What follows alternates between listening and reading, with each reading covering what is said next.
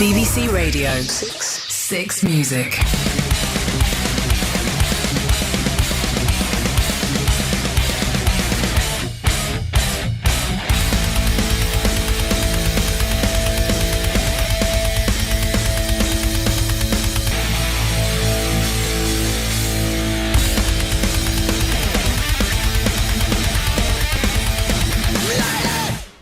It's Metallica on BBC Radio 6 Music, a tune from the most recent album, 72 Seasons, Lux Eterna. And so, it's Marianne Hobbs. This is BBC Radio 6 Music, and today we spend time in the company of Lars Ulrich. He passed by our studios after Metallica returned to Donington for the first time in 10 years for 2 gigs at Download Festival.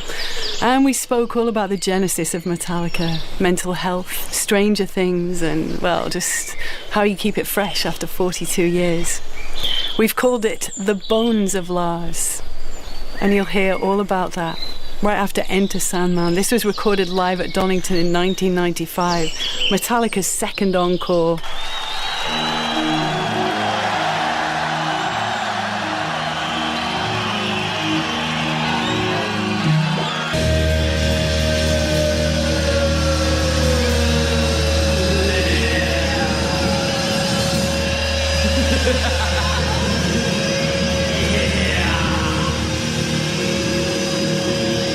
Lars Ulrich, it's been such a long time and it's so good to see you. Welcome to BBC Radio 6 Music. Thank you. Thanks for having me. It's been too long. Yeah, 20 years, I'm going to say. Crazy. Crazy. Tell me about Donington. So if you go up the M1, a little past Birmingham, wow. We managed to perform our 9th and 10th time up there. I still get sort of intimidated. It has so much rock history and so much of why I wanted to be in a band. If I think back to 1980 and sitting there as a 17-year-old kid trying to figure out what's up, down, or sideways, and going 43 years, this will still be sort of ground zero for all things hard rock in that universe. And the band that I haven't started yet with James will have performed here 10 times. And, hard rock is still a sort of viable and relevant force in the music world, and that we're still part of it. None of that would make any sense. Do you know what I mean? 40 years ago. So it's an emotional experience to be up there for me, and it brings back just a lot of memories but there was a lot of things that come full circle up on that raceway, and it's pretty crazy cool to still be invited. Thank you, Andy. And it's still pretty crazy cool that anybody shows up and cares about our little rock band from California. Do you know, it's so interesting that you want to bring it right back to the Genesis point, because I've got something that I wanted to show you today. Okay, wow. Okay, here we go. All right. So. Okay, Music Connection. This is LA magazine. Trade, yes. LA Trade, Music Trade magazine. This is probably 86 or 87. That's right. It's 37 years old, that copy of Music Connection, and I dug it out of my archives, especially to show you this today. Shocking success story. Yeah. If you open up and see your feature, which is just marked right there, you will see that there's a fantastic strapline on the picture that reads, "The band of the hour has learned to make do without lipstick, hot water, airplay, or compromise." Wow. Yeah. Look at that. Yeah, I recognize these photos and these T-shirts. Look, everybody get their scissors out and cut off the sleeves of their T-shirts. That's the communal hot thing to do at that time. Yeah, we were touring America with Ozzy Osbourne, our first go-around in the arenas. And I believe Master of Puppets had come out that spring. And the type of music that we were making was, connecting with a lot of disenfranchised and misfit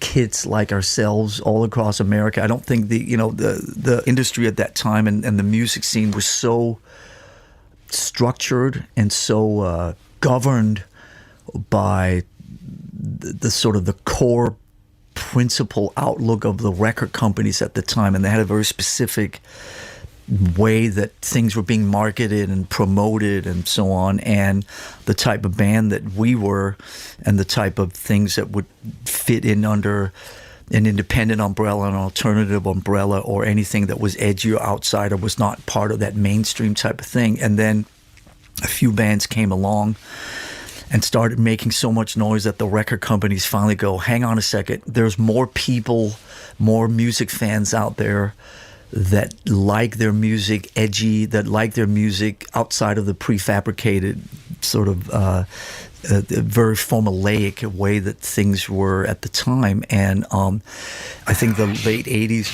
was really sort of a significant shift in the way music was being shared in America and connecting with fans and you know, just like ourselves, loners, misfits, disenfranchised, outsider kids trying to figure it all out. It turned out there were tens of millions of them in America and everywhere else in the world who wanted their music just different, you know, and this was kind of right when that wave was turning, as you can see in some of the copy that you're referring to.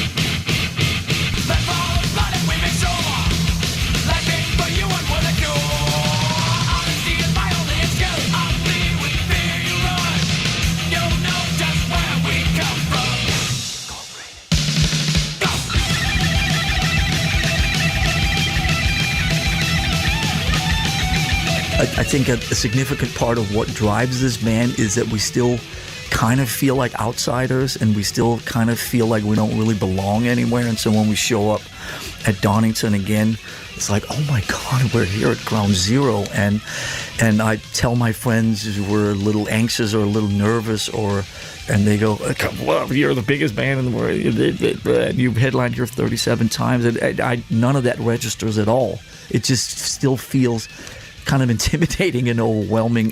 I think when the four of us are in a room together writing songs, making the record that you just held up, 72 seasons or whatever, a lot of those core elements are still kind of at play and still, you know, we're still just trying to figure it out. And like I say to people, you know, we may even turn professional at some point soon and do this full time because there's a part of us that still feel like we haven't really earned it yet or whatever. And I think that I guess I would rather have that than feel feel like, we're, ending up on autopilot or phoning it in or whatever the opposite of that is, you know what I mean? Yeah, for sure. It's interesting because I wanted to ask you if you would talk a little bit about the Underground Tape Exchange, which is kind of what happened at the genesis point of the band, isn't it? People were sharing cassette tapes of your music underground. And it's almost impossible to conceive of that in the digital age that we live in now. But for everybody who, I guess, is listening today who is a younger fan, can you explain a bit how that actually worked at the outset of your career? Yeah, I think that, the first thing is you just have to close your eyes and you have to, put your phone away and you have to put your 37 other products away and imagine a time where the way we communicate and the way information travels in 2023, that just doesn't exist. And so each country is very autonomous in that sense. Each country, has their own currency, their own music infrastructure. This whole global thing that's happening now doesn't exist. And so whatever's going on in England primarily goes on in England. Whatever's going on in France goes on in France and Germany, et cetera, et cetera, et cetera. And so the only way to really communicate with like-minded fans, are through this network of basically pen pals and through in the back of Sounds of the Enemy or whatever, there'd be like little adverts for mail order, vinyl mail order company out of somewhere in the West Midlands or whatever. I used to write to one called Bullet Records all the time and get all my new wave of British heavy metal stuff sent or whatever. But so the only way to share music, no Spotify, no Apple Music, no anything, no YouTube. I would get something and then I would want to share it with a friend, and I would, make a cassette of the record and then send it to my friend in Sweden or in Holland or in Denmark or in Italy or whatever, and then he would have a network of 5 or 10 pen pals or whatever, and so that tape trading would kind of get out there, and you would, oh my God, there's a Danish band, they don't have a record deal yet, but they've made some demos. They're called Merciful Fate.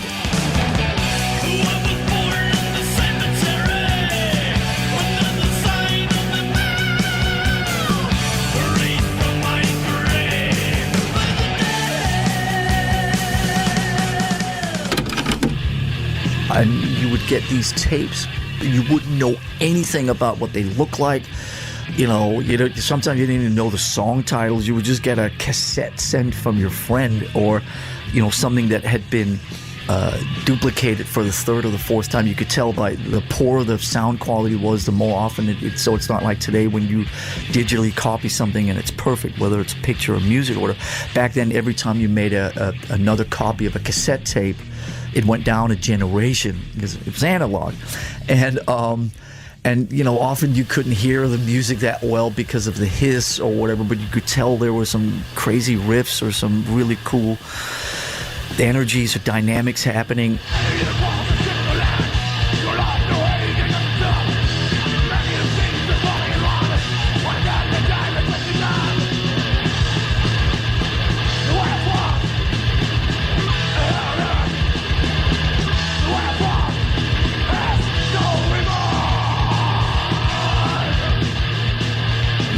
Some of these tape traders would make their own little fanzines that were often the same size as this magazine, that were stapled together from, Xerox copied stuff they had made, on their school typewriter or whatever, and they would write about this band, Merciful Fate, the singer is a guy named King Diamond, blah, blah, blah, and then, they would make 20 copies of their fanzine and send it to their 20 friends or whatever. So that was how you sort of communicated with people. No Instagram, no Twitter, no anything, no Facebook. I was living in California. I somehow, with my mom, managed to figure out how to make a subscription to Sounds, and would get Sounds sent once a week. It would show up 3-4 weeks late, but it came sort of regularly-ish on a weekly basis, just 3-4 weeks later.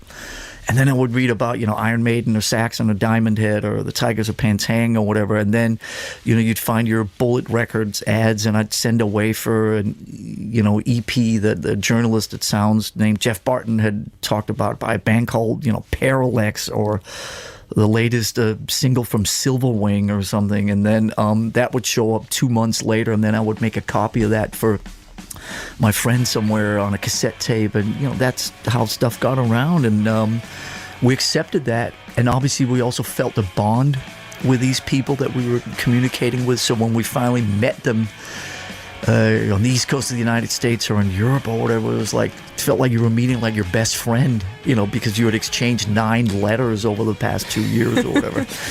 The long gone fine form of letter writing, boys and girls.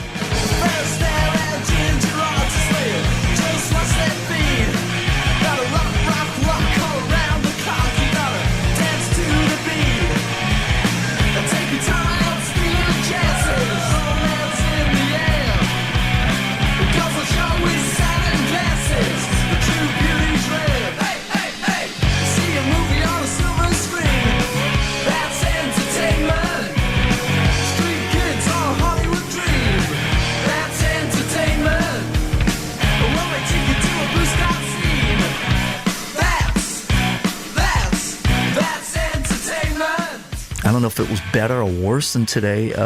It just was a different time, and I'm glad I got a chance to experience it. And I'm glad that I have, the best of both worlds, and still have the memories of all that, because there was a connection that we all felt that we kind of lived in our own world, and the people that we were close with, we were really close with, and we felt like we were sharing something that was special. And I'm glad that I'll always have those memories. Yeah, for sure. It feels to me, though, listening to you speak, that kind of degree of passion, that idealism remains almost unchanged from those early days, right? Are you talking about the younger generation now? No, I'm talking about you. Well, for us, yeah, absolutely. It's hard to shed that when you've grown up with it, and I think that we're all, I guess, for lack of a better word, products of that time. And like I said, I feel that when we do get in a room together, the four of us, and just play music and write and try to figure it all out, that sort of simplicity still exists, and everything that this band has become, or what people have perceived it to become or to represent, all that doesn't exist in that room when the four of us are just playing music and trying to figure out how to put one foot in front of the other, still 41 years later.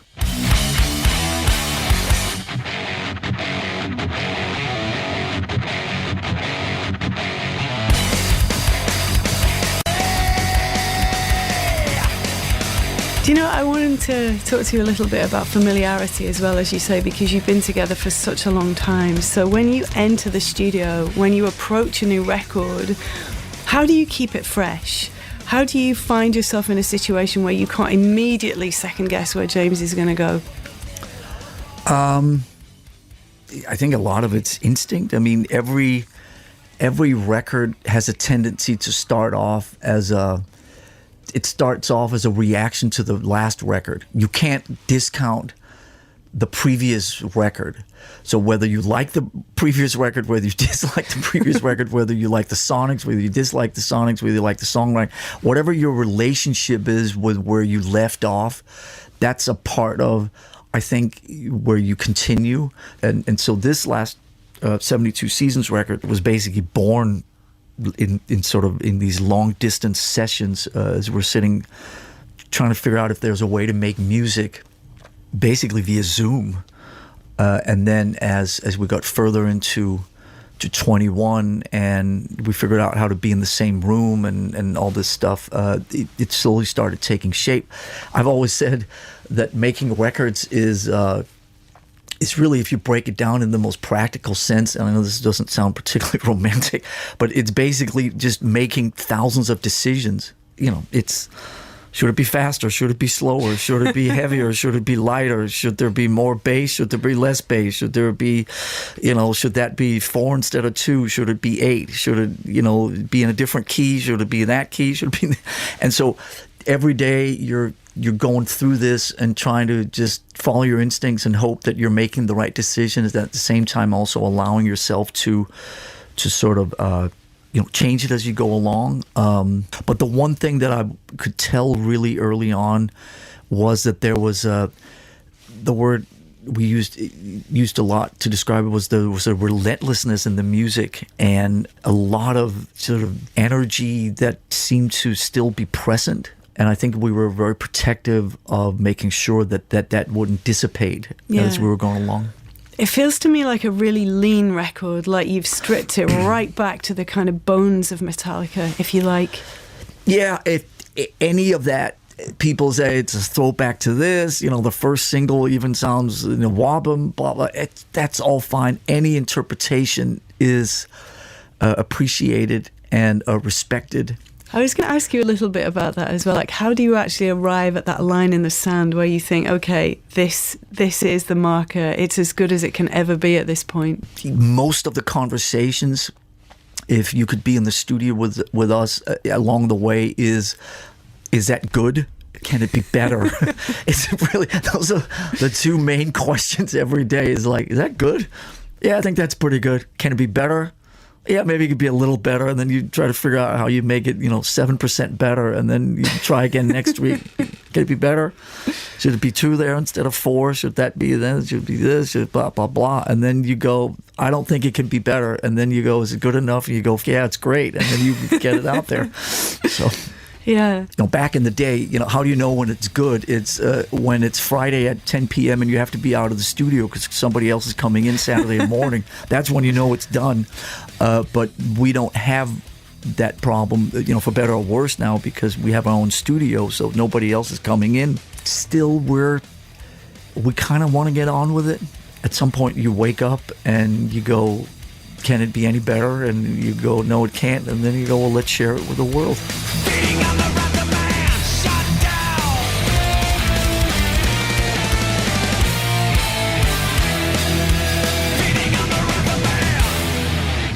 Metallica with 72 seasons. You're listening to our Metallica special, The Bones of Lars Ulrich, on BBC Radio 6 Music. And here is part 2.